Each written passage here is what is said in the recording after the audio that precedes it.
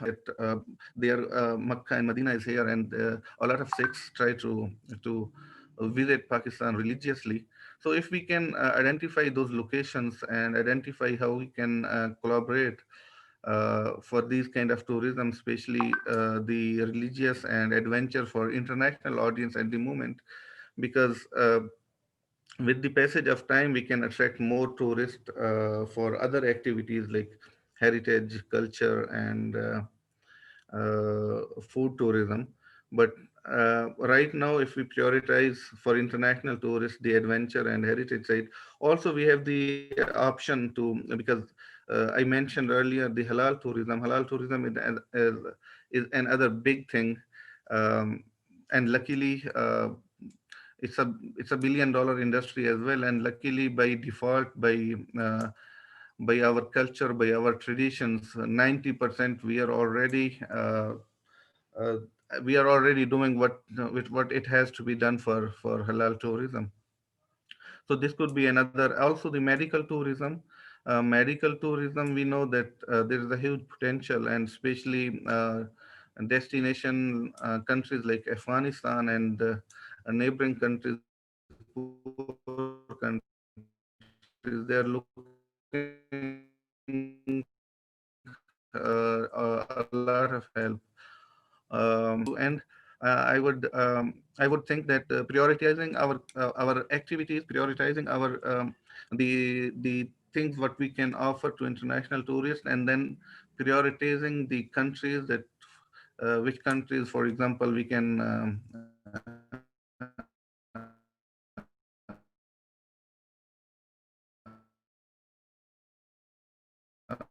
we can attract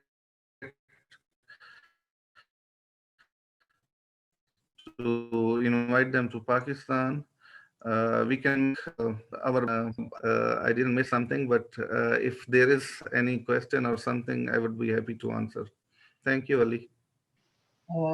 Thank you, Kamran Sahab. Now I would request Mr. Farooq Sharif Sahab, who is Trade and Investment Counselor from Pakistan in Bangkok, Thailand, to present his discourse. Thank you, sir.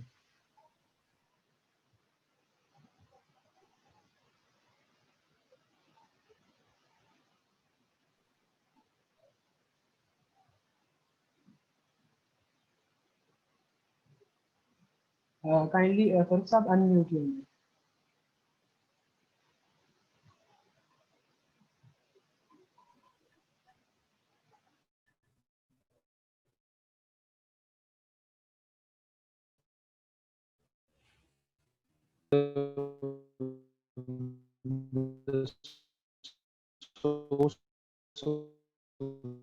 The figures I have taken it from the Ministry of Tourism, Thailand tourism. There is also some say slightly we can see them inflated.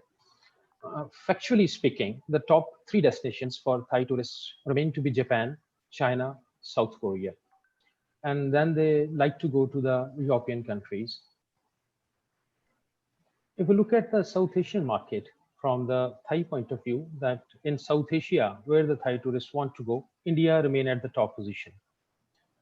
About more than 100,000 tourists every year visit to India, while Pakistan remain at the second position with the Thai outgoing tourists to Pakistan.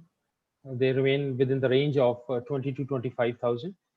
While in case of Pakistan, the people going from Thailand to Pakistan, there is also a mix of Thai Pathan community. Thailand has a large Thai Pathan community, about 0.5 million Thai Pathan community living in Thailand. They have got very strong cultural relationships with Pakistan, and they usually visit Pakistan, although they are Thai nationals. Therefore, in these figures, their visits are also being reflected. And to remain on the safe side, we can estimate that about 10 to 12,000 Thai tourists every year visit Pakistan for purely for the tourism point of view. So Pakistan is now the second largest destination in South Asia for the Thai tourists. So what are the, as I have already in the previous slide, I mentioned the number of tourists which are going to Thailand. Now, we will see that what amount they are spending there and how many days they are staying there. According to the Ministry of Tourism Thailand, they are spending a lot of money in Pakistan, for example, and as you can see from the figures, right after 2017, the number of tourists jumped exponentially to Pakistan. The major reason was the law and order situation, because after 2017, there was a marked improvement in law and order situation of Pakistan. There was a marked improvement in the perception of Pakistan as a tourist country. So during the last 2 years, the number of tourists from Thailand to Pakistan, they have doubled. And similarly, the amount they are spending, it has also doubled.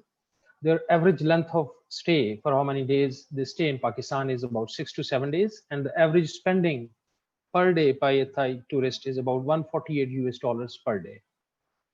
Conversely, from Pakistan to Thailand, the number of tourists is much more, because Thailand is one of the largest tourist destination over the globe. It is the 8th largest tourist destination. Last year, they received about, in 2019, when the situation was normal, they received about 40 million tourists from all over the world, and their tourism industry is worth about, they are earning about 60 billion US dollars from tourism. And if we add up the indirect earnings, then their tourism industry is earning about 100 billion US dollars every year. So the number of Pakistani tourists which are coming to Thailand, they are about threefold more than the Thai tourists to Pakistan, and their average length of stay is also more, and compare it to the Thai tourists. So now, what the Thais know and love about Pakistan? I have extensive interaction with the tourist companies here in Pakistan, in Thailand, in the past few months, and I also met the people who have visited Pakistan. The first thing which I came to know, and that is a very good thing, that the impression of Pakistan has improved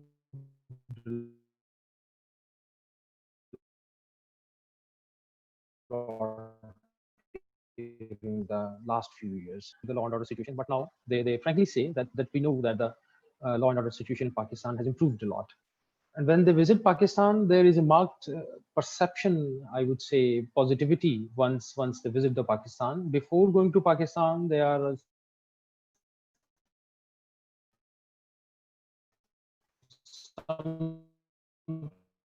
sometimes they are slightly apprehensive, but when they come back from Pakistan, that what you like about Pakistan, what was the first thing which struck you, which would if I ask them that if you like to go back to Pakistan, they usually say yes.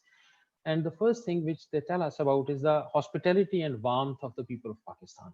They are kind. They say that Pakistani people are kind, like Thai people. They are smiling and they always helpful and they are always hospitable.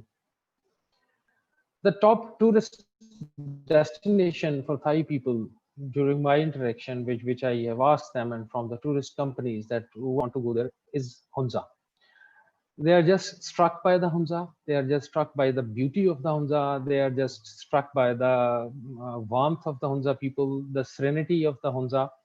And another important thing, they are also intrigued by the longevity of life of the Hunza people. So Hunza remains the top most tourist destination or the top loving place for Thais.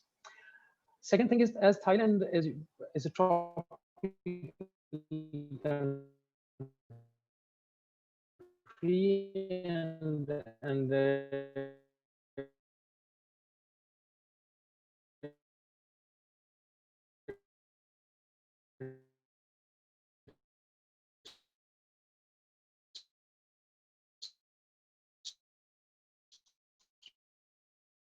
average temperature remain between 26 to 32, 33 degree C the Pakistan. They want to see the greenery, they want to see the snow-clad mountains.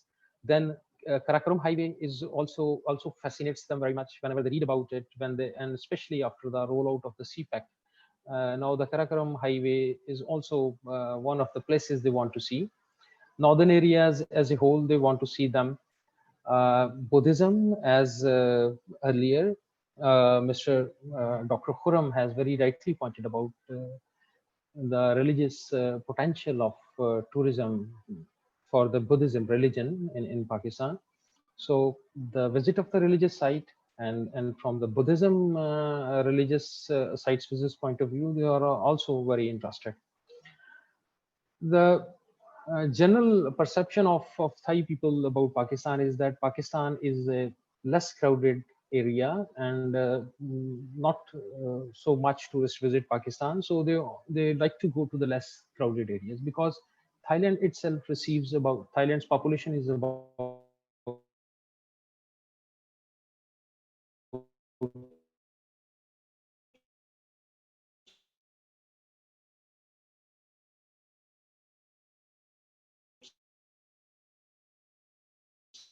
70 million, and every year they receive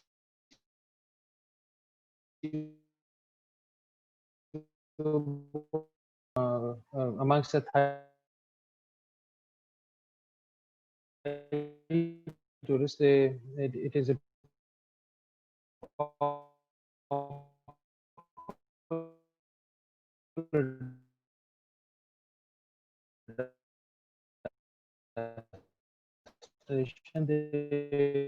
they want to visit this museum because it has got many relics.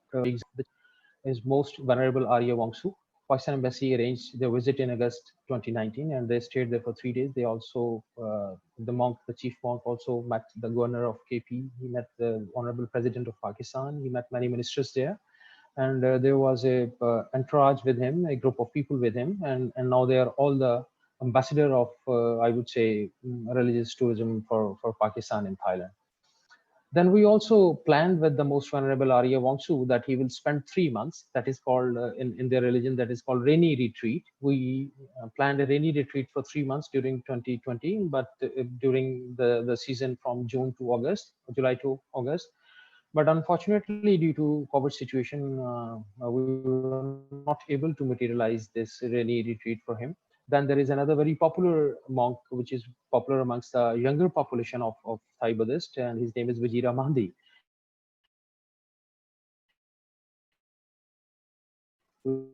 We also planned a tour for him in 2020. This is conducted, and it was a huge success.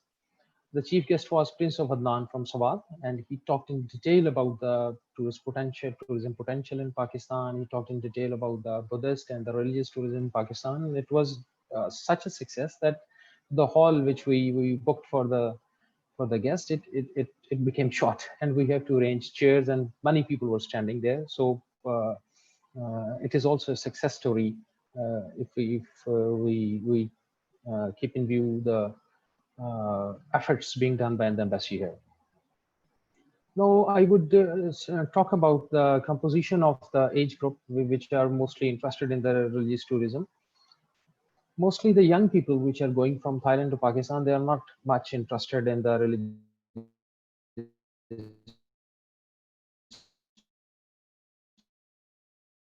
tourism. They take it as like to go to the northern areas, and while going to the northern areas, if there are some Buddhist tourist sites en route, we can stay 1 day there, and we can wrap up our visit in 1 or 2 days of the Buddhist areas. But we would like to go for our recreational and sightseeing activities in the northern areas.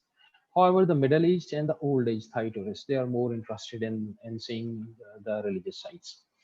So I would suggest here that a combination of religious plus sightseeing on the northern areas tourism would be best combination if we want to attract the Thai tourist to Pakistan.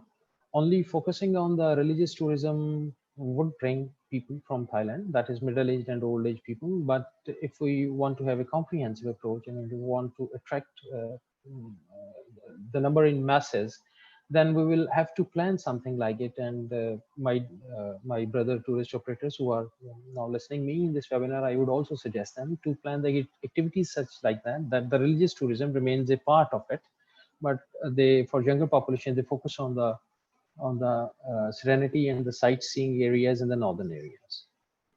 I also discussed with them that would they like to go to the Punjab, and usually the feedback which I got from them, that they like slightly cooler places due to, because the Thailand has a warmer climate, and therefore they are more interested in something like snow, some lesser temperatures, and some cooler places. They are interested in going to Lahore and Karachi, but if we discuss them in detail, then they usually chalk out a plan like this, that we will go from Islamabad to northern areas, and from northern areas we will come back to Lahore, and from Lahore we will take a flight back to Thailand. So Lahore and the areas between Lahore and Islamabad, they can be very feasibly, they can be adjusted in their tour plans.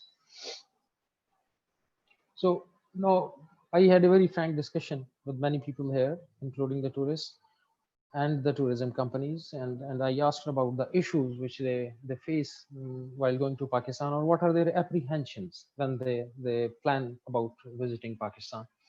So the first thing which they pointed out to me was, interestingly, they said that the rest areas along the highways and the condition of the toilets is not very good in Pakistan, because during the traveling, when they need to stay after every 2 or 3 hours, and usually when they stay, the facilities where they stop over, except with the exception of the motorway, with the exception of the motorway, they say that there is a huge shortage of rest areas and toilets along the highways. So this is the first difficulty they face. Then the second issue which they pointed out to me was a non-availability of 4-star hotels. I'm not talking about the 5-star hotels, they 4-star hotels. The Thai tour operators discussed with me that if you want to attract that segment of the Thai population, which can spend money, which can stay for more time, and which can be economically beneficial for you, then you will have to build 4-star hotels in the northern areas. In Hunza Valley and the adjoining areas, we have got Serena Hotel and 1 or 2 more hotels, but they say that still these facilities are short in supply, and we need more variation. Currently, we have got hotels at the level of, mostly hotels are at the level of 2 or 3-star hotels. But if we want to attract that segment of the population which can spend more money, then we will have to build 4-star hotels in those areas. Then internet connectivity is another important issue which they pointed out to me. Usually the younger generation is very thickly into the social media, and mostly the tourists, when they visit the areas, they take the live videos, they stream them, then they use a lot of then they, whatever pictures or photographs they take, they like to share it at the moment, and they want to go live. So the internet facilities and Wi-Fi facilities was one of the issues which they pointed out to me. For example, one tourist told me in the last year, in 2019, there were 3 doctors from Thailand, and they were uh, good doctors, very fluent ones. He took them to Thailand, and during the visit, the major issue which they were facing and which they were discussing with me again and again was the non-availability of the internet, because they wanted to remain connected back with their patients. And similar is the situation with the other segments of the population. And if we come back to our religious tourist site from Buddhism point of view, the major issue was non-availability of overnight stay near religious tourist sites. Because the Thai tourist, the serious Thai tourist, for the religious tourism, they need some time for meditation. Usually when they go to those sites, they take some time for meditation. They want to spend some time there. And due to non-availability of the hotels near those sites, they have to wrap up their visit in 5 or 6 hours, and then they have to travel back and forth. Then local transport is another issue which they have mentioned to me. Air transport facilities was another issue which was pointed out. And from air transport point of view, they say that they would like to have more air transport facilities from Islamabad to Sukardu to Gilgit to these areas, because usually they say the flights are cancelled, and the planning which they made is like this, that they want to go by air, and then they want to return back by the bus. Airfare is another important issue. For example, when I discussed that if you have got 30,000 baht, where would you want to go? They say that If we go to Japan, the air ticket is only 7 to 9,000 baht. If we go to India, the air ticket is sometimes as cheap as 5,000 baht. In 25,000 Pak rupees, it comes back. But when we want to go to Pakistan, the air ticket starts from 16,000 baht. And then there is another looming danger. The Thai air has been made bankrupt, and they are trying to salvage it. So we might see a scenario where Thai Air might keep its flights suspended for some time to Pakistan direct flights. Then the indirect flights would be a great hassle for them. Visa fee, they also pointed out, if we can waive the 700 baht visa fee for them. Then food issue was another important thing. They said that the Thais usually like their own food, and the Thai food is not much available in Pakistan. Pakistanis are meat eaters. They like to eat meat, but Thais, they eat usually more vegetables and fruits. So food was an also issue pointed out by them. So now, what is the way forward for us? First thing is that we have to disseminate the information about the potential of the Pakistani tourism, and Pakistan as I would say, the top tourist destination in Thailand. We are doing it, but we need to do it on commercial level. We have to conduct seminars, we have to conduct road shows, we have to introduce the brand Pakistan in advertisement sector. Then B2B interaction is one of the most important thing where we can take a way forward in this. Another important thing is that we should keep the brochures, routes, and plan maps on arrival at all airports. If we go to, say, UK, Spain, and other countries which are one of the tourist attractions world over, they always keep a lot of brochures, maps, and these type of things on the airport. So when the tourists are coming, they can take from them, and then they can choose from them. Social media nowadays is one of the very important and significant factor, I would say, in spreading the good news about Pakistan. And in the past, we have seen that the bloggers and the YouTubers, they have attracted a lot of people because they have got millions of followers with them. So it can also be one of the way forward. Winter tourism also, we need to expand our winter tourism opportunity. And then there is a practical approach which has been suggested by many tour operators here, that Pakistan should, every year Pakistan should arrange a sponsored visit of selected 8 to 10 tour operators. Say we can choose one person from one tour company. So it would be a sponsored visit and a guided tour of 8 to 10 people. And during this guided tour, we can show them routes, we can show them the facilities, we can show them the areas where they can bring the tourists. So it would be easy for them to sell their plans back in Thailand. Then we should also work upon the single or alone tourist facilitation, because group tourism is popular all over the world, but now there are more and more increasing number of alone or single tourists which want to visit the countries. And provision of facilities, which I have already discussed. Thank you very much. Thank you, Farooq Saab. I would now like to request Mr. Shafqat Ali Khan, who is Trade and Investment Counselor in Kuala Lumpur, Malaysia, to present his discourse. Thank you, sir.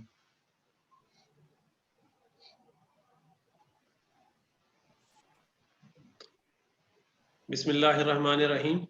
Assalamu alaikum, everybody. Thank you, Ali Yar Khan, Farooq, and everybody. I will like to give this through a presentation, PowerPoint presentation. So that is why I will be sharing my screen. So if Ali, you can allow me to share my screen, then it will be a better way. Because presently it is saying host has disabled participant screen sharing.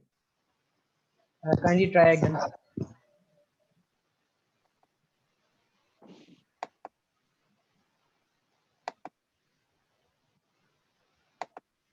Yes, thank you. Now I can share it.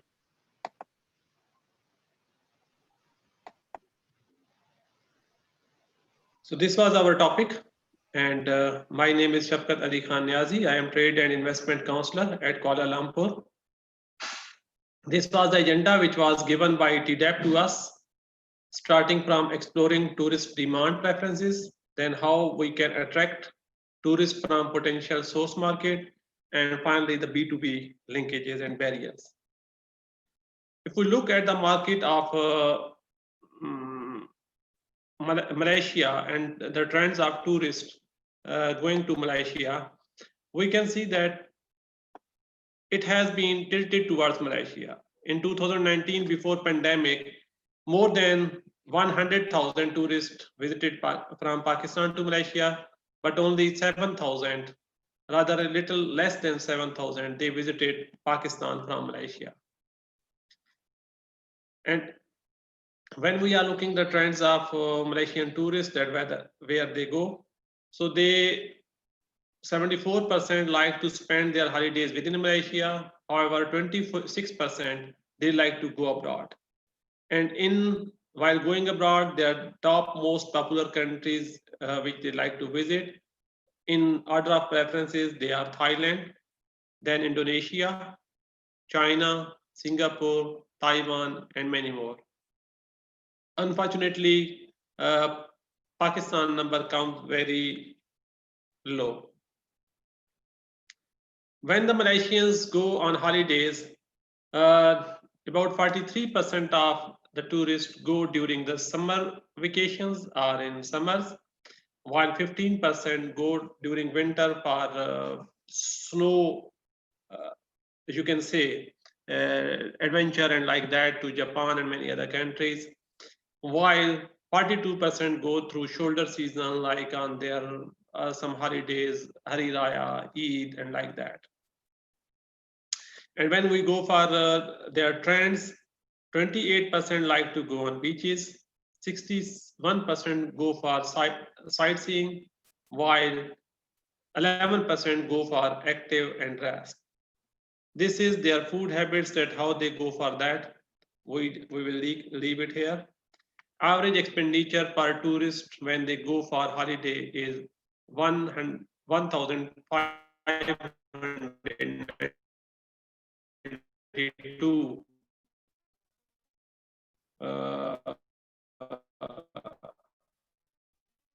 ringgits, which covers. And women, most of them plan in advance, while some of them go spontaneously, that they decide and then they go for some holiday tourism. And the percentage who contact some travel agency for their travel planning, that is very low, just 12%, while 88% they plan themselves through the websites like booking.com, Agoda, and like others. So this shows us that our tourism department, they should concentrate more on these websites. If they are, we have good share over there, we have good reports, blogs like that, then we may be, Pakistan may be an attractive position for these for tourists. Secondly, we should advertise more and more of our travel destinations, like Farooq was saying, Hunza, northern areas, and like others, so that whenever they open such travel destination or travel websites, our advertisement, they should pop up. Of course, that will cost some budget, but that is worth, because internationally what the tourism department says, that if you spend $1, you get return of $50. What we can say is the brief, that the adventure, and when we go for the adventure and nature seekers, this already has been explained in earlier so I will leave it. Then there is the leisure trips, and then heritage tourism, and like that. The same is the preferences over here in case of Malaysia also.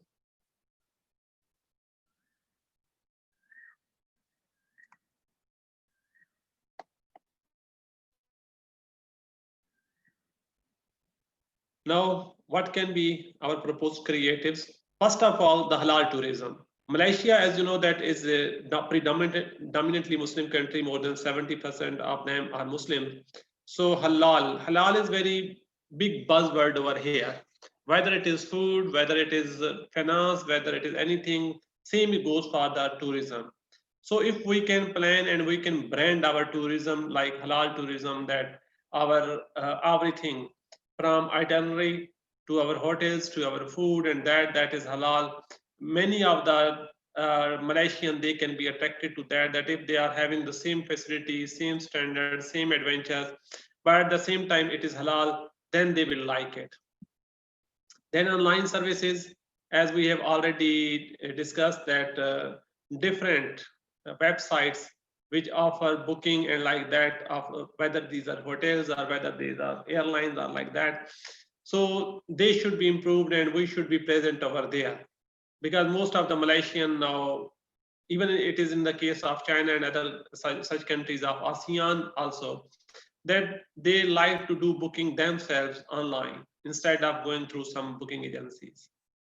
Then, although we have been told that visa processing has been made easy, but still a lot has to be done.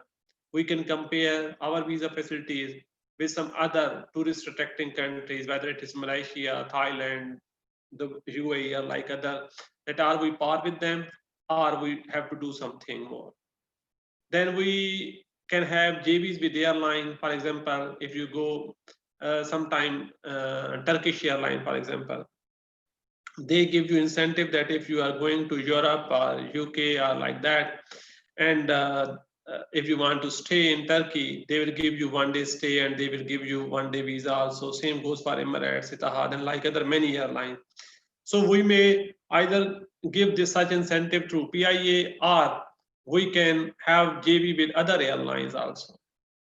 Then we should have JVs between tour operators, the Pakistani tour operators and here in Malaysian tourist operator. They can, if they have some contacts, then they can give options to our targeted tourist operators that Pakistan is also good destination and they can guarantee them some good services over there. Then as Farah was saying, that infrastructure that is very necessary, whether these are hotels, whether these are resorts. We have so many tourist attractions, especially in northern areas, but unfortunately, except Hunza, I have not seen a level of cleanliness anywhere. If you go to, for example, Malam Jabba, you cannot find a decent toilet to go there, especially for the ladies. So the national tourist attraction is not enough. We will have to develop our infrastructure. For that, we may give incentive for developing such infrastructure to some foreign people so that they can invest. But for that, we will have to give them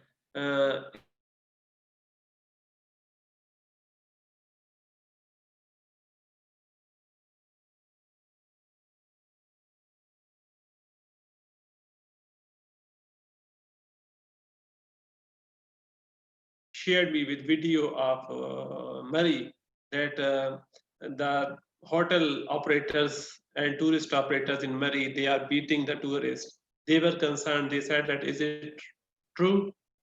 So I had to handle that situation with very great difficulty, because if such things are coming on the media that there's no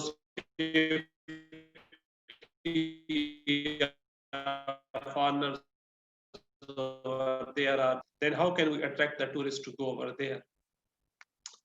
Then rigorous advertisement campaign, whether it is through media, whether it is through electronic, whether these are the billboards or anywhere, we will have to do. For example, don't you think that cricket is the most popular game in Pakistan, but still the PSL, they advertise so much that PSL is coming, so that people should remember that PSL is coming and then they should watch it. So we will have to believe the people that Pakistan is tourist attraction. They should not forget that. We should list them that what attraction they do we have for them, whether it is adventure, whether it is mountain, seaside, or anywhere. So advertisement, that is key for tourism, and that should be present on all the medias in all the modes. Then we in trade missions, we can carry out some roadshows with the cooperation of Trade Development Authority of Pakistan. Recently, we have sent a letter also to Tourism Development Corporation of Pakistan that we want to do this. So they should come up for that. I hope similar things can be done in other our countries also, and then we can, so that again it is part of our advertisement campaigns. Tagline, that is very important. You see, every big travel destination, they have developed some taglines so that people should remember. Malaysia, truly Asia. Thailand, amazing Thailand, like that. So wonderful Indonesia. We should also develop, it may be anything, precious Pakistan, like that. I'm not expert in that. The expert in that field, they should think about that, and then they should come with some attractive taglines, so that whenever there's name of Pakistan, through that tagline, it comes to the minds of tourist operators. TV dramas and movies. Unfortunately, the first two dramas, they have been telecasted over here. But when you will see, it is written Hindi drama. So this is the thing that we should promote our culture through TV dramas and movies, and those TV drama movies which promote our culture also, and they should come as Pakistani dramas and Urdu dramas. But again, it will need some professionals who can do this for us. For example, the drama Tughral, it has become so popular in Pakistan that everybody knows about Turkish culture and like that. And I was reading an article that our now tourism to Turkey, it has been increased a lot due to this drama also. Turkey has become one of the favorite destination of Pakistani people now. Then culture shows and music concerts. Of course, we have some great names in music. If their shows are conducted in these countries, then again, it promotes your tourism. People are attracted to those because it rises your soft image among the people. Then there should be some travel marts, expos, fairs, again, a type of advertisement. There should be road shows. Then possibility and feasibilities. Presently, when we were writing, we were having meeting with Martic, Malaysian Tourism, and then the other tourist agencies. And when we thought to write a letter in Pakistan, even High Commission was confused at whom we should write, whether we should write to Pakistan Tourism Development Corporation, whether we should reach to separately to each province. So if some tourist organization in other countries, they have to contact whom they should contact. So my at least recommendation is that there should be one central organization. Like here in Malaysia, they have only one organization. Although they have their small, every state, they have their own tourist office also and like that. But the main policy, all the advertisement, every budget, everything that go through Tourism Ministry of Malaysia, which is a central organization. Then there should be cooperation between this Pakistan Tourism Development Corporation and BOI, and they should chalk out that there should be attraction for investment in tourism industry. There may be many people who will like to invest in tourism in Pakistan, like building some good hotels, resorts, theme parks, cable cars, etc. But they should be given incentives so that they should come there and invest. They may be for the start the same incentive which are available in the special economic zones. Then the deliverables, we were discussing with some experts on tourism, and he had actually made this chart, and I am presenting it only. He said that at the airport in Pakistan, normally if we see that there's a tax of 2,800 rupees, it comes to 18 USD. And if we calculated that, if we targeted that, we will have 50,000 tourists. So we will have so much revenue. And all other revenue which they will be spending time over there with the tourist operator, with the hotels and like that, the total you see the amount that will come $47 million. So it is a good amount. But for that, again, the key is as per international standard that you spend $1 and you will get 50. So for earning this potential income, $47.5 million divided by 50, we will have to spend so much budget on the advertisement and different segments. Other benefits, as we have told that at least it is 150, but the simple way it goes 12 time multiplier effect throughout the general economy. Not only the income, but all over the economy, it goes up. It improves international and domestic air accessibility. You have more connectivity with the people. It strengthens your bilateral trade and investment opportunities. When people come over there, they see that there are more trade opportunities also, and your trade also increases. It provides direct and indirect employment in both ways. Then specifically, it enhances your soft image and branding of Pakistan, and it boosts pride of overseas Pakistanis that so much people are going to Pakistan. B2B linkages, we have already started meeting with different stakeholders, the main tourist operators working for tourism between Malaysia and Pakistan.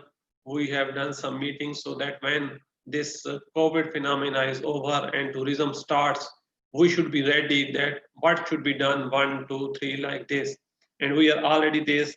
Thereafter, we have sent letter to MD PTDC as well as Secretary Tourism Punjab, and hopefully we will be having some online meetings between stakeholders in Pakistan and stakeholders over here in Malaysia to develop strategy once the COVID phenomena is over.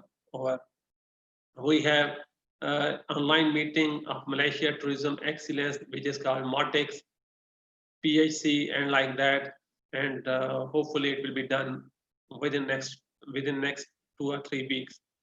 And then MOTEX, they told us very good phenomena. They said that they are even promoting some type of trade also through their agency. For example, in case of Bangladesh, the small and medium enterprises which cannot carry out trade through normal channels due to different extra expenditure. So MOTEX becomes their agent. They collect their things and then they export their things to the destination country. So MOTEX has proposed that model, and we have sent this model to MDPTDC also, that they should look into it, that can we not replicate it through Pakistan and Malaysia B2B linkages for such type of enhancement of trade.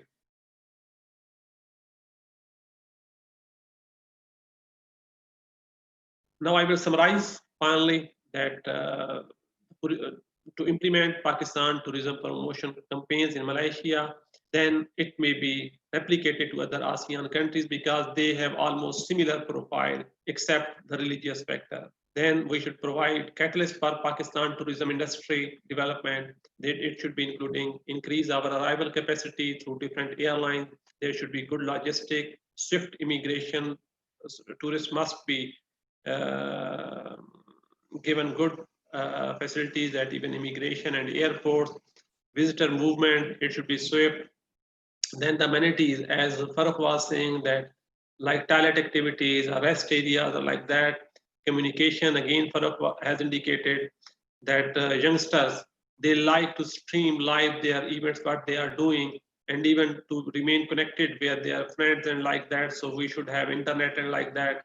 Unfortunately, presently, most part of our northern areas, they have very poor communication as far as network is concerned. Then good accommodations. For example, in whole of the northern areas, we have only one Serena hotel with only 39 or 40 rooms in Hamza, but no other hotel is at par with that. And then to boost our arrival, we should give some fix some targets. Our tourism department will, if they will not fix target, then they cannot reach anywhere. Because when you don't have any destination, anybody can take you anywhere. So for example, we can fix target that this year our target is so much, this year our target is so much, then we can go up to there. So in Malaysia, we have fixed that if, inshallah, we will try to increase our tourism from Malaysia to Pakistan is from 7,000 to 50,000. Then the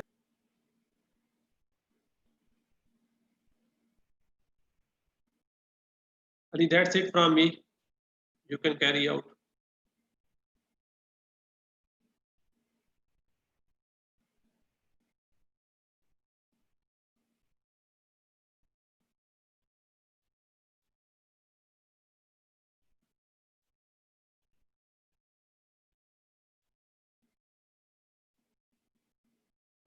Thank you so much for Shafkat Saab, for this useful discourse. I would now request Muhammad Irfan Saab, uh, trade and investment counselor from Guangzhou, China. Uh,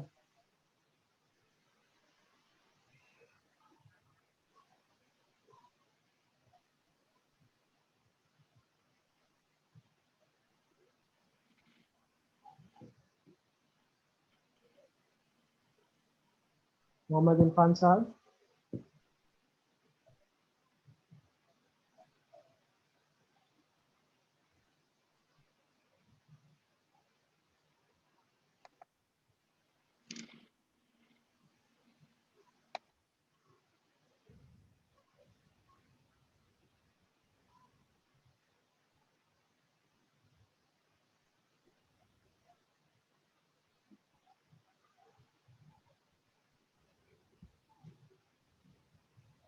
Uh,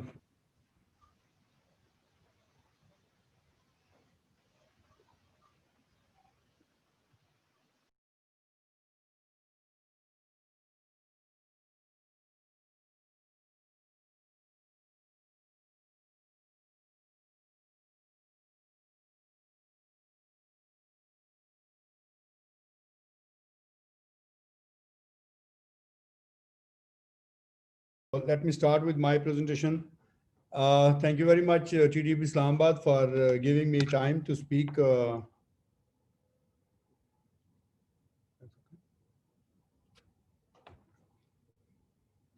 Mahmood Saab, Shafkat Saab, Farooq Saab, and all other participants, Assalamu alaikum.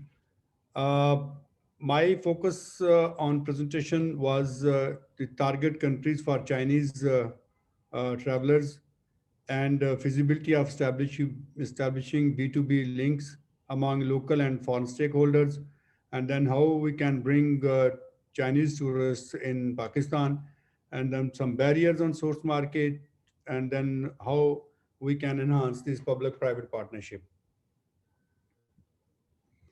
Uh, just to familiarize all of you with the Chinese way of tourism, in 2019, approximately 169 million Chinese traveled outside the China for tourism, and this number has increased 50% in the last 10 years. The majority of Chinese travel overseas was for personal reasons. Overall, a significant number of outbound tourists resided in large cities. In 2018, largest source market for global tour and tourism was China, with 150 million outbound travelers, and they have spent more than 277 billion US dollars, which is more than GDP of some important countries like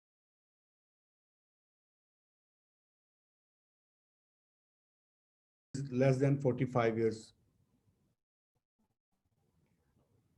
Chinese, actually, there are two. Normally, there are luxury travelers and holiday season travelers. Luxury travelers include they like to travel in international markets, and on average, each Chinese traveler spend more than 12,000 yuan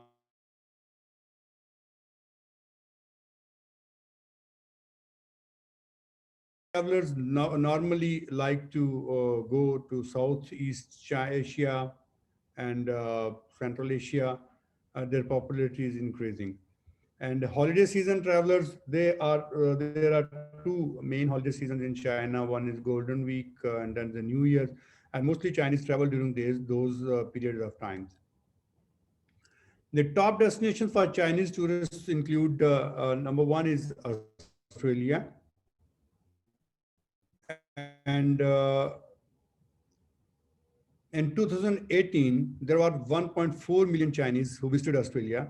In the last decade, the number of Chinese visiting Australia is increasing annually at a rate of 16%. The second top destination for Chinese tourists is France, and this number in last 10 years in average increasing is 14%. And in 2018, 2.2 million Chinese visited France. Then Japan, in 2018, there were 8.4 million Chinese who visited Japan, and this number is increasing at annual rate of 27% in the last 10 years. The fourth destination, top destination is Thailand, China's largest outbound tourism destination. In 2017, the number of 9.8 million Chinese visited Thailand, and this number is increasing at rate of 30%. Khan Sahab, sorry to. And then fifth top destination for Chinese tourists is the United States of America. The number is increasing. Sir, sorry to interrupt you. You can share your screen for the presentation if you want.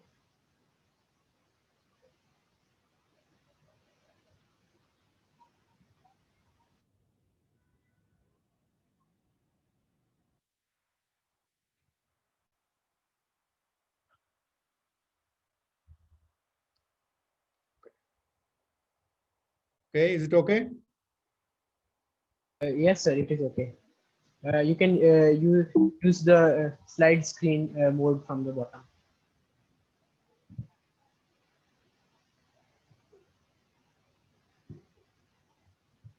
Okay, thank you. So in United States, the number of Chinese annually 21% is increased in last 10 years. These are outbound monthly tours for Chinese travelers that like to travel. In 2017 and 18, there's a comparison, and mostly, you can see that the number is increasing on every month. Mostly, the highest number is in June, July, and August, in the summer season, and December is also because the New Year. As you can see, in last 10 years, the number of Chinese outbound trips is increasing, and there's only short decline in 2017, but still increasing. This is top, continent share of Chinese travelers. 89% Chinese like to travel within the Asia, and the rest of it has been segregated 11% in all other continents. This is some information on what Chinese actually like and what is myth about Chinese tourists. There is, myth that Chinese like shopping. Actually, they don't. They like more experiences. There is another myth that they maybe in 3 days they like to visit 5 countries, but it's not like that. They visit only one country in 1 week. Then they like diverse choices rather than standard hotels. They like to pay by mobile because in China, the mobile application for payment is very common, and everyone is using that. So they randomly use cash for payments. Then they don't rely on travel agencies. They seek recommendations from their friends, from their families, and then they don't like to interact in traditional media channels. They prefer social media and mobile applications.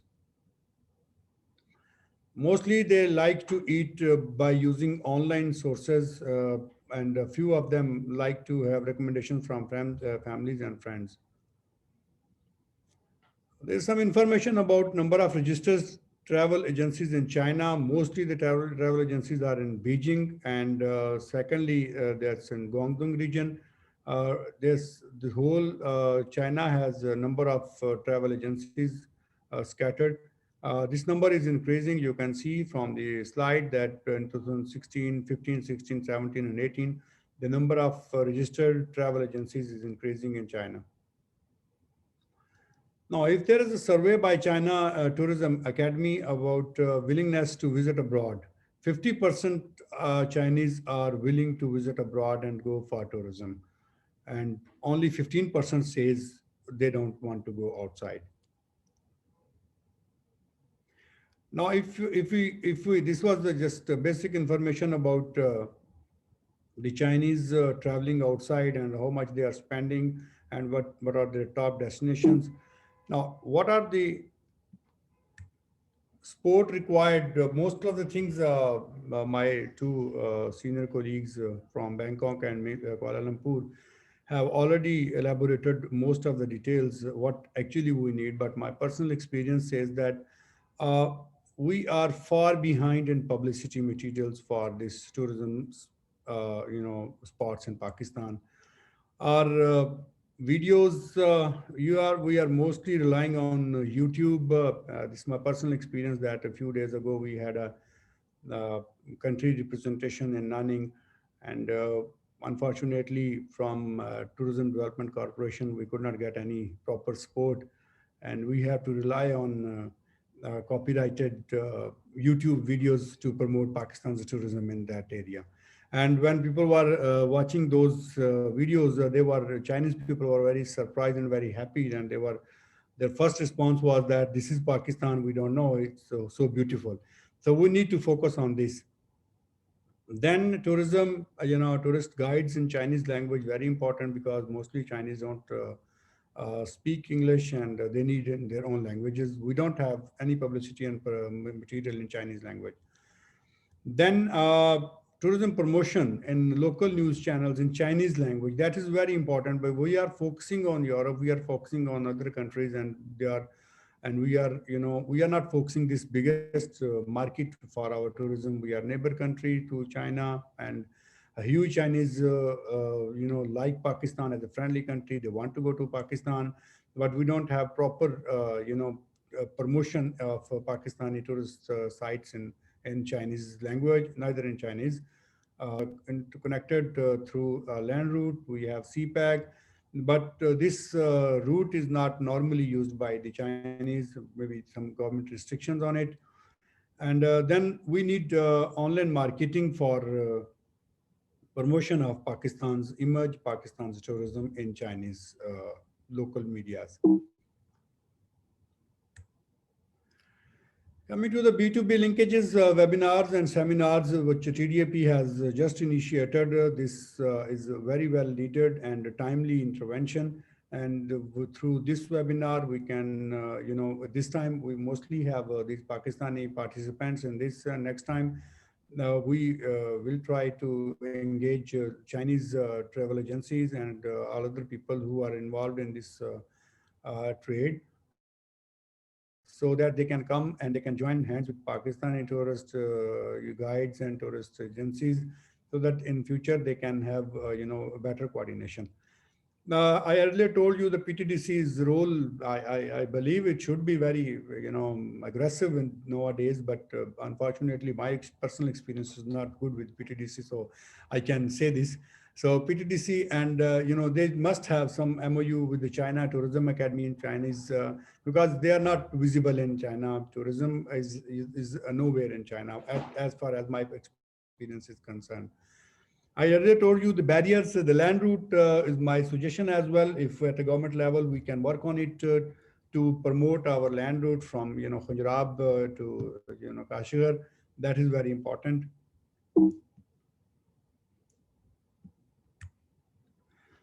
Now there are 10 ways to attract Chinese, tourists in Pakistan. We should have partnership with local Chinese agencies. We should focus on digital marketing, the best way to get Chinese tourists, having a website in Chinese. So, I earlier told you, then quality content, traffic, then WeChat to create engagement is very important. Press relations are very important. And then, key opinions, leaders or stars in Chinese languages, or even we can engage some Chinese important leaders and Chinese media stars. They love to follow the media stars, and we can, make them the brand ambassadors or something like that, so they can at least motivate Chinese tourists to visit Pakistan. And then we can have forums This is just a basic information about toolkit to welcome Chinese, if someone can like, because Chinese are, they like this written number 8 is good luck for and future fortune, and number 6, everything is well. Then they have some, some signs, dragon symbolism. So these are, being humble and polite and courteous.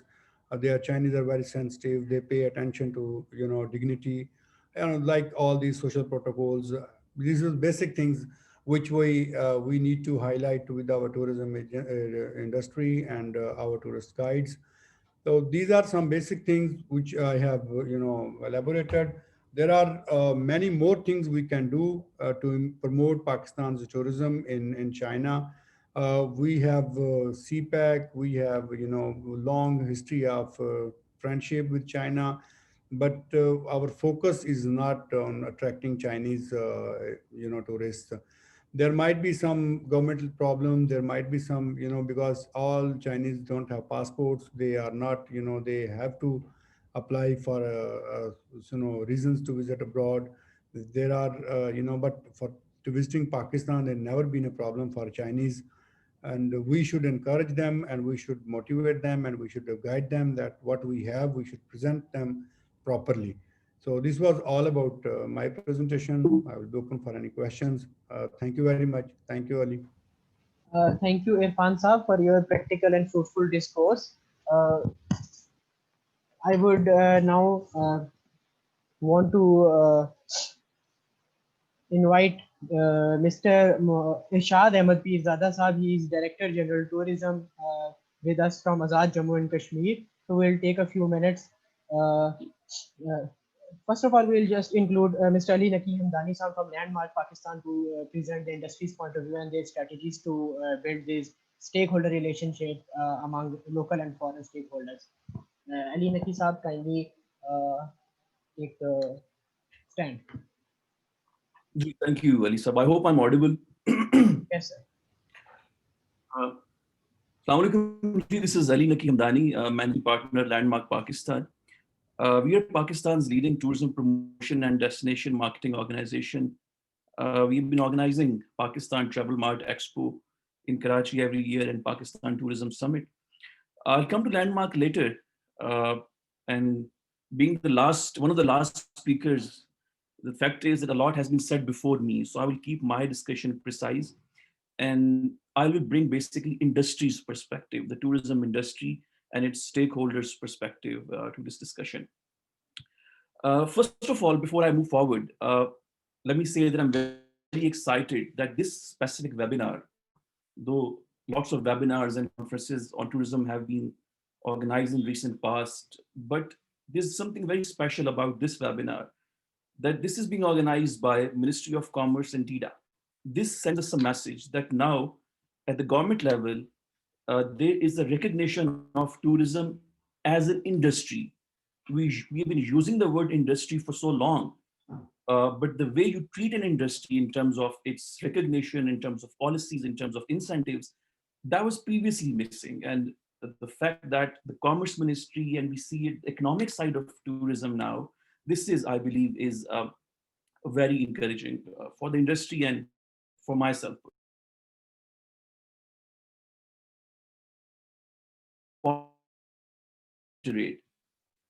That when it comes to Pakistan's tourism, first of all, a lot of efforts are being made. But in my humble opinion, the way forward or success of the tourism industry for Pakistan doesn't lie in the solutions, but in fact now the implementation. A lot of great ideas can be discussed on this platform, and I'll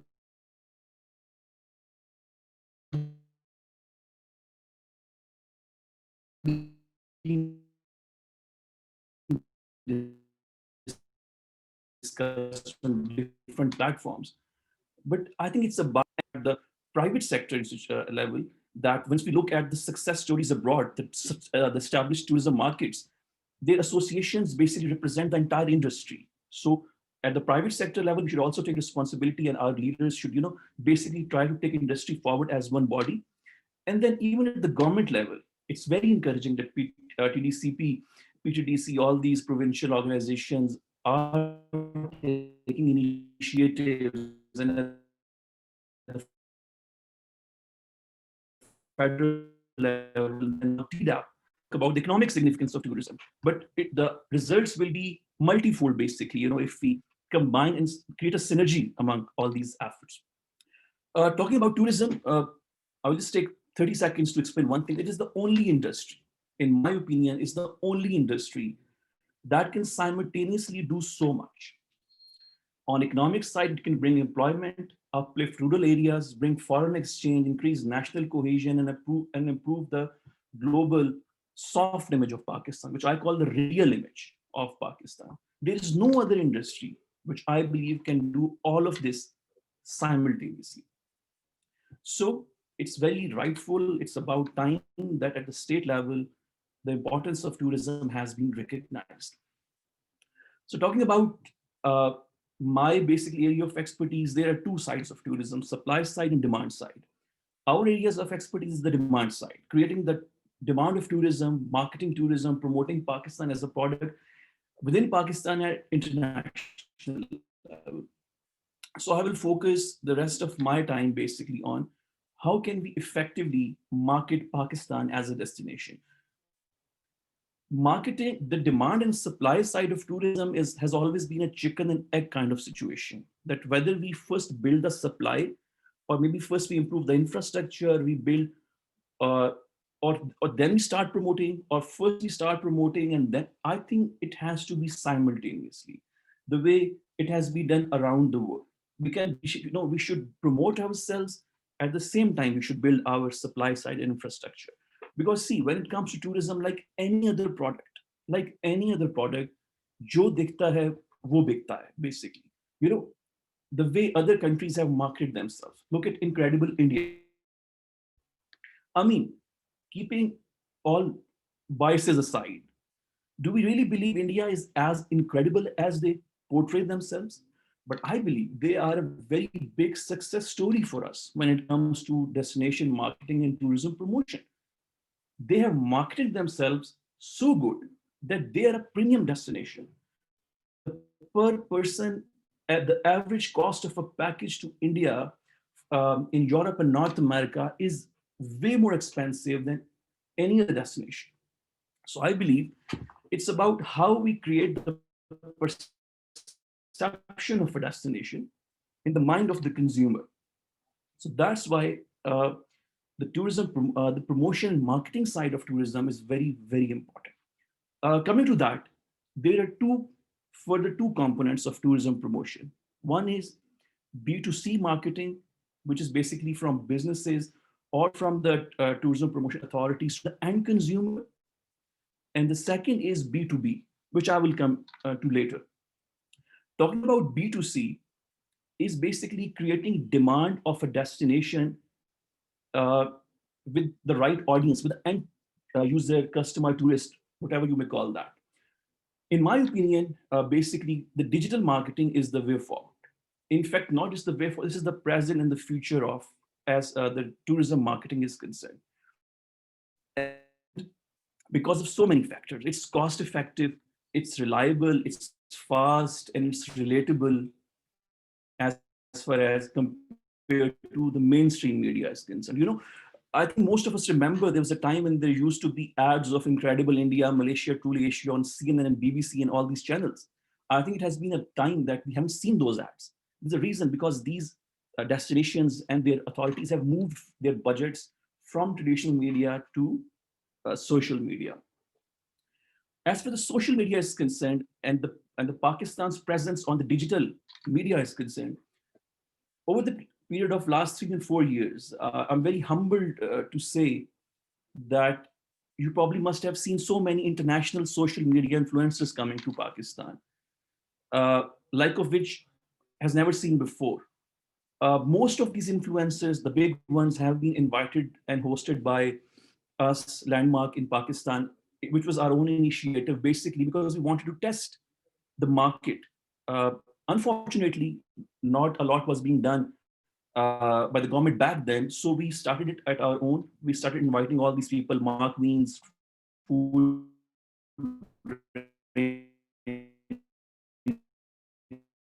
Khalid, Eva, and all these people. These content creators did their most successful campaigns of their careers in Pakistan, which is a very reassuring message for all of us, that Pakistan as a product has lots of interest amongst international tourists.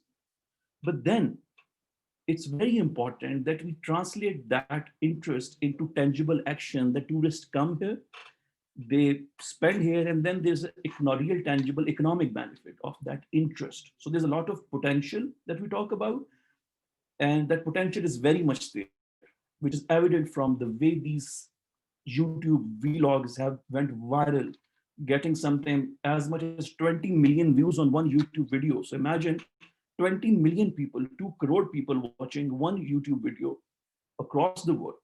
So now they see Pakistan as a country which is vibrant, which has culture, which has, history, food, everything. So now there's an interest. But now it's important to translate that interest into action. Where comes the B2B marketing, which is from the Pakistan's tour operators' engagement with the international outbound tour operators, basically. Our inbound tour operators should be engaged with the outbound tour operators from the source market, and how we basically want to facilitate those B2B stakeholders. I think it's simple. It has already been discussed. I would not want to drag that. There are, let's say, 2 basic components of effective B2B engagement. Number 1, fem trips. We don't have to reinvent the wheel. It has been done all over the world. We have the honorable commercial counselor from Thailand. Thai Airways, like many times a year, they take groups of tour operators from Pakistan, they take them to Thailand, they take them to their destination, all paid, all sponsored. Imagine a destination like Thailand, which is so developed, which gets more tourists than its own population every year.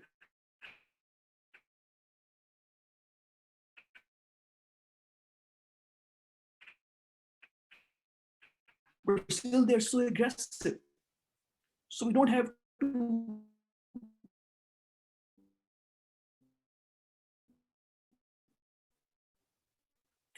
hosted trips, fam trips from the source markets to Pakistan. And once we bring them here, it's very effective that these visits should not happen in silos, in isolations. It's very important that our local tour operators are engaged for these trips.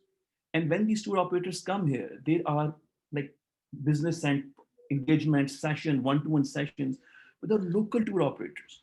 So that once they leave, these tour operators go back, they have some kind of collaboration, MOUs, agreements with our local tour operators. Only then we can have a ROI, return on investment on that hosted fam trip, which obviously costs an amount to the exchequer. It's a public money. So I think that is very important. We should keep our local tour operators and guides and DMCs on board throughout for this initiative. It's very important for us to, know our market. Our honorable commercial counselor from China was discussing about Chinese market. Even if we focus on China, it's an entire paradigm shift. No matter how many vlogs on YouTube we create, YouTube is banned in China. No matter how much we do on Facebook, it's not even visible there. For China, we have to be specific. We have to go on Weibo, WeChat. They have their own platforms. So they have there's an entire social media universe of their own. So we need to, and we've been working, by the way, on Chinese market. We have been talking to their own social media influencers. So it has to be very specific when it comes to digital media. One size doesn't fit all, basically. So that, and then I'll come to another important component of B2B engagement in tourism promotion, aside from fan trips, is the expos, trade shows. Again, it's a gold standard of tourism promotion throughout the world. There's a reason that these big travel marts and expos like ITB Berlin, WTM, Fitur, these happen, and they are massively attended by tourism stakeholders from all over the world because they get business, they give them ROI. And it's very important for us, I repeat, effectively participate in these international expos. Now, some of you must be thinking, and most of you know that Pakistan does participate in these international exhibitions. But let me be fair and be very honest that unfortunately, our participation has not been effective for some reasons. Of Pakistan's participation in different international exhibitions, you would see that if you see the composition of the delegation, 80% or 90% are public servants, bureaucrats, government officials who attend these exhibitions. Only 10-20%, and at max, are the tour operators. And this is exactly opposite when it comes to other countries like the developed source tourism markets. I mean, their participation is like 95%. The tour operators and hoteliers and their DMCs basically participates in these expos, facilitated by obviously by the government officials. So we have to change that if we want to get ROI from our participation in these expos. Otherwise, we will keep on participating the way we've been participating for the past many years. But unfortunately, the results will not come as such. And last but not the least, it's very important for Pakistan to have its own platform. We must participate in the international trade shows, travel marts. We shouldn't miss a single event, I would say, but it's very important for us to gradually develop our own trade show. Look at around the world. India, it has SATE, ITB India, it has its own show. Dubai, it's ATM. And if we just expand the horizon, every country has its own annual tourism show. Because bringing people to Pakistan will always have more effectiveness, more value in terms of promoting Pakistan. Because once you bring, like even if you're able to bring 100 tour operators to Pakistan on a tourism expo, like imagine you can take those 100 tour operators to different destinations in Pakistan. A lot can be done, when you bring those people to Pakistan. So we have been doing an expo like for the past 3 years, this thing going to COVID, this could not happen. But I believe there should be a synergy of efforts amongst private sector and public sector going forward, that we should try to strengthen and build these platforms at bigger level.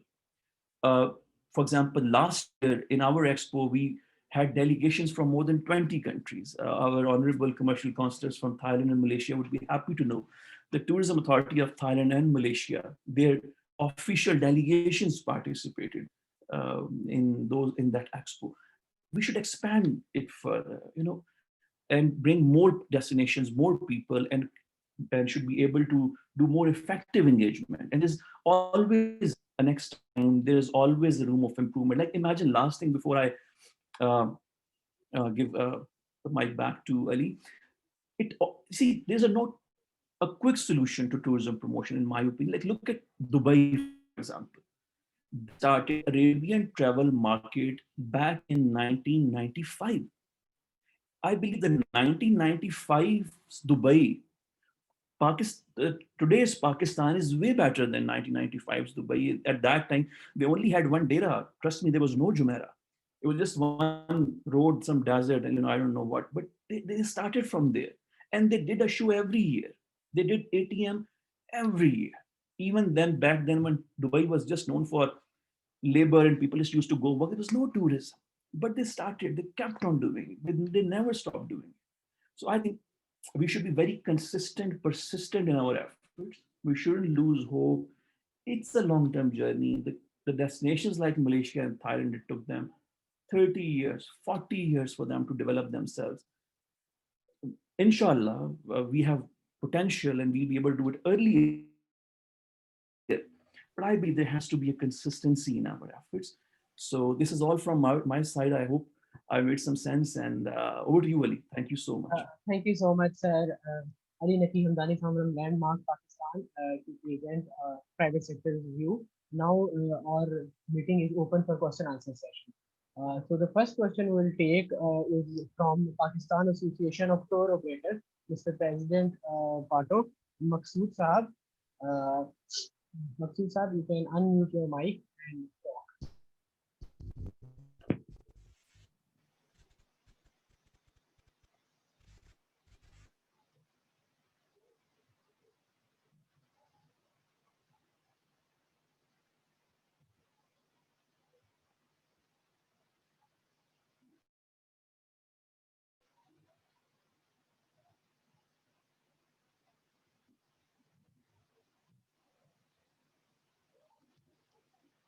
Masud Saab, kindly unmute your mic. Assalamu alaikum. Can you hear me, Ji? Yes, sir. Assalamu alaikum, everyone. It was wonderful to listen to all of you, and I'm grateful to the Trade Authority for taking this initiative, and all our councillors joining us. This is the way forward. The private sector feels that. I'm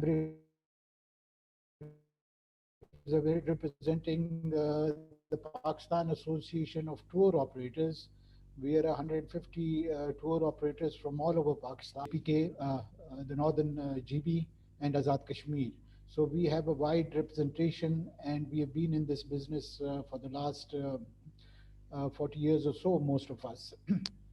We feel that the government is taking a very good initiative in bringing in the private sector into their talks, their planning, and this is the way forward. We feel,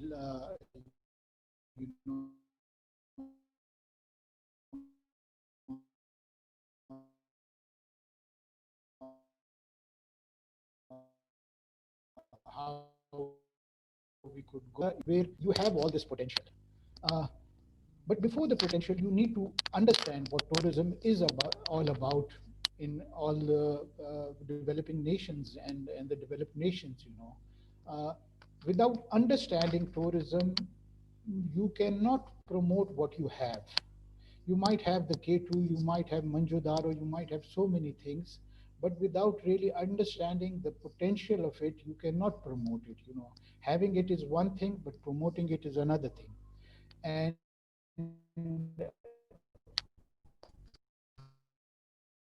whenever previously we have seen those good things, but they were doing it in isolation. If the trade body, or if our councillors, all of the departments over here, they were doing good things, but they were doing in their own bubble. That is not tourism, development. Tourism development is something when you bring, like one of our speakers pointed out, that when you're bringing someone on a religious trip to Pakistan, there's more that you're offering to the person. You're also offering a cultural aspect. You're showing him a bit of the art. You're showing a bit more than what he has come for. And that is how you build up on the image of the country. And by just doing a good show abroad, be it any country, if there's a very good, let's say, religious potential being shown in Thailand or Pakistan, and someone from Pakistan comes and gives a very good talk over there, and there's a very big participation. It has to reflect on the numbers that come over here after that event. The success of the event is not just in that country. The success of the event is on those people coming up over here. Now, look at the present situation as of today. This is as of today. While the country is under COVID, there's still an expedition being planned for K2. Yes, today. This is what the private sector does, in areas where it is safe, in areas, where the infrastructure is not there, where all the facilities are not there, where you need all those facilities to promote tourism. Tourism is still being promoted by the private sector in those areas with all these obstacles that are there. The obstacles sometimes become a security issue, sometimes they become some other infrastructure, lack of infrastructure. Yet there is an image being built by the private sector other than what you do in your marketing, in your brochures, or what the government does try to do in promoting. So marketing and promotion has two different aspects also. One is the information that you're giving through your embassies, through your trade bodies, through your other facilities, the government. But the actual marketing is what he comes and experiences on ground over here. On ground, what he goes to a remote area, where he goes to Hunza, where he goes to Chitral, where he goes to Swat, and he is handled in a way where, with all the shortcomings, this person goes back very satisfied with Pakistan. The way he's been treated, the way he's been facilitated, the way, with all the shortcomings, he's been entertained. Uh, that is what the private sector does, with all the shortcomings that exist. So having the private sector on board of all the bodies, giving space to the private sector is the most essential thing, I think, to make your plan a success. It is very essential, and we feel that the trade bodies, this initiative is an excellent way forward, and we are already linking up with our missions abroad. The missions abroad have had a totally different approach now. When you've talked about fam trips, and we've experienced these over the last 40 years, how to do fam trips, how to make the fam trips a success. It's not just doing a fam trip, you have to make it a success. You have to bring in people that really have a potential. You don't have to bring in someone who wants to come even on a fam trip, he's on a holiday. We want to see results from that fam trip. That is the whole idea. Those who come on a fam trip have to have some results. And how do you know that these are people who are going to give you the results? The tour operators, because they see their potential. They know what they've been doing in Nepal, what they've been doing in other countries. They study them before they recommend these people to the government, that these are the people that you should bring on the fam trip, because they have the potential to generate business over here, to generate business in the country, to bring back something for the economy. And this input you can only get with an interaction with the private sector. Uh, I would, whenever the private sector comes on, they tend to, the government tends to feel that at times when they're pointing out certain things, that this is maybe a negative approach or so, but it isn't so. This is a teamwork. When we point out any shortcomings, it is simply because to promote the efforts that are being made. Um, um, uh, you know, uh, like recently on a forum, I was looking at one of our members correctly pointing out that there was an adventure tourism Zoom meeting or something, and it was titled Adventure Tourism, and no one from the adventure tourism was in that Zoom meeting. Now, the intention was good, all that was good, but without having the adventure tour people up on that platform, how could you get the best input, or how could you make it a success? So these are things that we like to point out with a good intention. So whenever you feel any of the tour operators speaking up, please look at it from that aspect. Uh, uh, that approach should be, looked at from that point of view.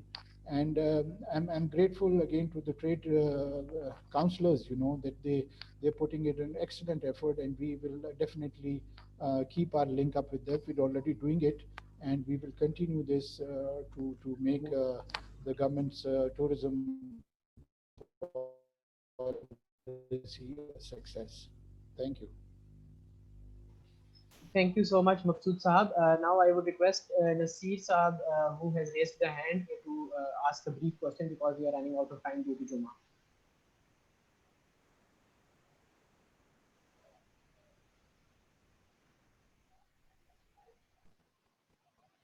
Nasir Sahab, you can unmute.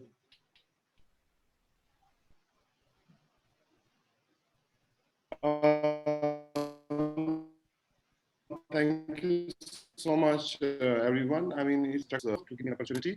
I have been hearing Ali Naqvi Saab, and he was really pointing out how important for Pakistan to promote the trade tourism. Recently, I went to Sialkot, and what really amazed me that I met the trade unions there, and I met some business community members there, and I found out that how the export quality things are going out of Pakistan, and it's not accessible for the local market, and they are all being exported. I mean, I've been to UK many times, and I don't know if most of you must have known that there's a designer village, which is this is very global phenomena. There's a Bistro village, we call it. And what they do is that they created a kind of a tourism market just because of that designer village. For example, I'm speaking in line with the trade tourism context. I mean, if we can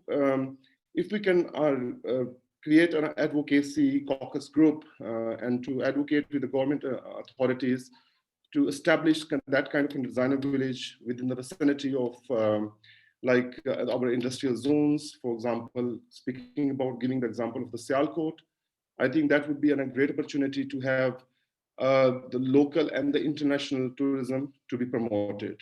For example, if we create the outlet villages there, and I think in the vicinity of Sialkot or like Faisalabad, I think that can add value into it.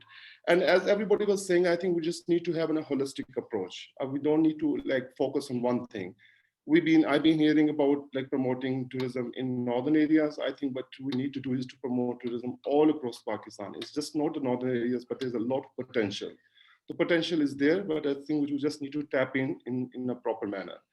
So I will suggest, I don't know, I'm very new into the business, but I'm trying to figure out, and I've been learning a lot, and I have been learned a lot through this presentation, that we need to create an advocacy caucus group, to be honest. And I think we need to connect with the government authorities, the relevant stakeholders, as a private sector. Giving an example of like Civil Aviation Authority. And earlier, I think Mr. Farooq was pointing out that we have a potential in northern areas, but there was a flight issues. There's no regular flights subject to weather condition and all this stuff. I think what we need to do is to promote heli services, which was used to be back in 1990s, 95, probably 97, being promoted, but then it was stopped for some strange reason. I don't know why that was, because I availed that opportunity. I think, but we need to increase the frequency of the flights to the northern areas, which was a major hindrance in terms of our foreigners not to access northern areas, because they are going to the airport, they are waiting there for 3 to 4 days, and because of the flight cancellations and all this stuff. And then somebody was really pointing out that on the way back, they have to come all the way by road.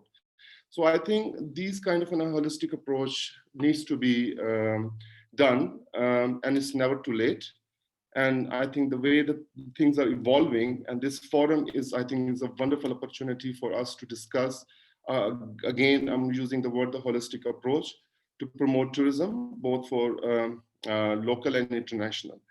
Again, I will say again that the trade tourism is a great idea, to be honest. We have so much good products going out of our country.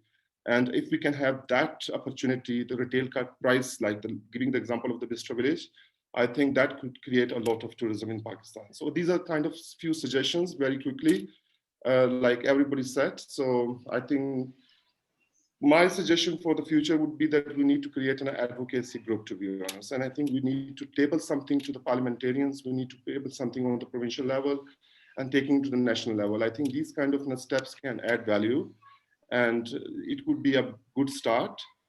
And Nakvi said something very interesting, that we should not look for a short-term thing, like something's going to happen next day as a magical, step forward. But I think it's a way forward. That's my suggestion. Thank you so much, Alisa. Thank you for giving me the time for this. Thank you. Thank you so much, Nasir Saab. Now I would move to the closing. On behalf of the Trade Development Authority of Pakistan, I would like to thank all of the participants and the senior colleagues from Bangkok, Kuala Lumpur, and China to weigh in and to present their discourse for this fruitful discussion. On behalf of the Trade Development Authority of Pakistan, I also assure the stakeholders of tourism sector that this is not going to be a standalone activity. This is not just one webinar for the sake of webinar. This is a part of the series of webinars that we are going to conduct, leading to a virtual exhibition. I would like to have support of all of the present stakeholders in the tourism industry and the associated services as well, to chalk out a concept for this virtual webinar at first, because of the second wave of the COVID-19, and then we'll move to the full-fledged webinar in this year, full-fledged with physical exhibition in this year. First of all, we need a virtual exhibition, then the physical exhibition. And leading to our main goal of this whole activity is joint ventures between local as well as foreign stakeholders, tour operators, travel agents, hotel associations. They need to have joint ventures with the foreign travel agents.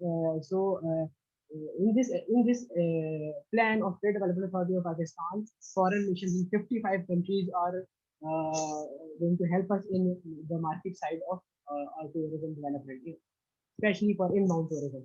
Thank you so much, everybody, for joining the meeting and showing the enthusiasm to develop this section.